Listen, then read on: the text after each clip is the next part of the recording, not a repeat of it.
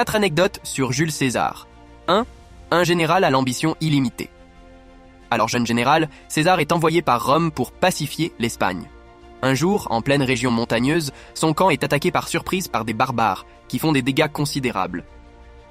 César choisit de les poursuivre. Alors qu'il se trouvait, avec ses troupes, au milieu d'un village rocailleux et misérable, il est questionné par un de ses lieutenants sur ses ambitions politiques à Rome. Il lui répondit alors « Je préfère être premier ici que second à Rome ». 2. César, ou la cruauté décomplexée. En l'an 54, César et ses troupes prennent une sévère déculottée à Aduatuca, dans l'actuelle Belgique. En effet, à cause de la ruse du chef Ambiorix, l'armée romaine perd 8-0 hommes. Pour marquer le coup, César décide d'être ferme. Il extermine tout simplement les Éburons, les habitants de cette région. Il le consigna lui-même dans ses mémoires. Lorsque César eut distribué ses légions et ses auxiliaires sur toutes les parties du territoire d'Ambiorix, que tout y eût été détruit par le meurtre, l'incendie, le pillage, et qu'un grand nombre d'hommes eurent été pris ou tués. Mais bon, cela n'est peut-être pas grand-chose, quand on sait que 3 ans plus tard, il fit couper les mains d'environ 2-0 guerriers gaulois, qui, après s'être révoltés, s'étaient réfugiés sur un oppidum, une ville fortifiée. 3.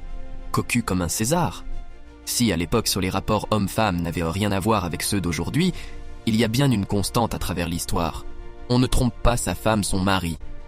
Il semble que César, marié à la jeune Pompeia Sulla depuis 68, n'échappa pas à cette disgrâce.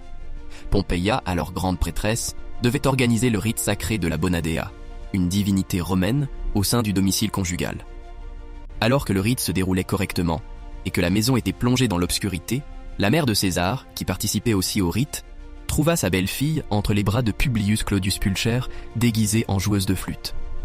4. Des conflits d'ego. Le pouvoir politique ne se gagne pas facilement, et César en sait quelque chose.